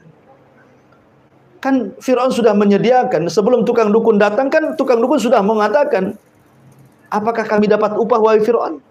Ala na'ajrun, apakah kami dapat upah kalau kami mengalahkan Musa? Kata Fir'aun, siap, kami sediakan upah, bahkan engkau akan menjadi orang terdekat bagi kami, kata Fir'aun. Jadi Fir'aun itu sudah menyediakan segalanya. Tahu-tahu mereka membela. Apa enggak emosi si Fir'aun ini? Makanya Fir'aun mengatakan, amantum qabla an adana lakum. Berani-beraninya kalian beriman sebelum aku izinkan, katanya. Iman saja harus izin sama Fir'aun. Ya, jangan semata-mata. Akhirnya mereka pun semua tidak ada yang murtad. Mereka diikat, kemudian dibunuh dukun-dukun ini. Kemudian Abdullah bin Abbas radhiyallahu anhu mengatakan, lihat dukun-dukun itu. Di pagi hari mereka dukun yang jahat, di sore hari mereka para syuhada yang baik, katanya. Mereka masuk surga. Dibantai oleh Fir'aun. Lah sejak peristiwa ini, Fir'aun sudah tidak berani mengganggu Nabi Musa. Ada yang mengatakan Musa akhirnya tinggal di kampung Bani Israel selama 40 tahun. Ada yang mengatakan 20 tahun. Wallahu a'lam. Yang jelas bahwa sudah Fir'aun tidak ganggu lagi. Jadi Musa ini fokus berdakwah kepada Bani Israel selama 40 tahun itu. Lah selama 40 tahun inilah Allah Subhanahu wa taala berikan mukjizat, berbagai macam mukjizat, tapi tidak beriman juga tuh orang-orang Mesir itu. Ya. Pertama dikirim tupan, angin yang menghabiskan tanaman. Akhirnya karena mukjizat ini tidak mungkin diangkat kecuali dengan doanya seorang nabi. Datang angin topan. Semua binatang-binatang, tumbuh-tumbuhan mati semuanya. Mereka datang kepada Nabi Musa, ya Musa, berdoalah kepada Allah supaya topan dihentikan. Berhentilah topan. Akhirnya sekian tahun berikutnya tidak juga beriman. Dikirimlah kodok di mana-mana. Ya, kalau kodok itu yang dewasa, kalau yang kecil namanya cebong. Ya. Jadi kodok di mana-mana. Ya. Makan dengan kodok. Bayangkan ya, di piring ada kodok gitu ya. Lagi masak tengok di kuali ada kodok, semua kodok, di mana-mana kodok. Ya. Gak nyaman hidup sama kodok itu. Antum loh ndak melihara kodok, tenggenang di samping rumah, tiba-tiba kakok, itu kan udah gerah itu. Gimana caranya?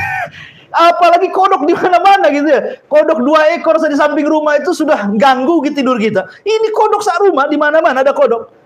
Mereka datang dan Musa, tolonglah kodok-kodok ini dihilangkan. Berdoa lagi, hilanglah kodok-kodok itu. Sekian tahun lagi tetap kufur juga. Akhirnya dikirim kepada mereka kutu.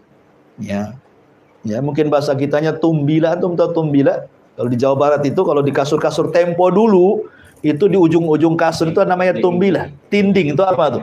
Kalau antum tidur nanti makan darah antum tuh. Ya. Tapi tidak tahu sekarang kok bisa punah pula, kemana perginya tumbila tuh? Tak ada pula itu, kisah-kisah orang dulu saja. Saya masih ngalami itu, masih ada tumbila kan? Masih ada ya? Di pesantren-pesantren biasanya. Di kampung masih ada ya. Ya dikirim tumbila coba di mana-mana tuh. Berarti siksa orang makan darah tuh. Ya. Jadi luar biasa. Akhirnya mereka datang ke Nabi Musa, lo berdoalah, hilangkanlah tumbila ini katanya. Akhirnya hilang tumbila, sekian tahun kufur lagi. Didatangkan kemudian jarod itu apa? Belalang. Di mana-mana ada belalang. Itu kan belalang kan hama sawah tuh. Ya.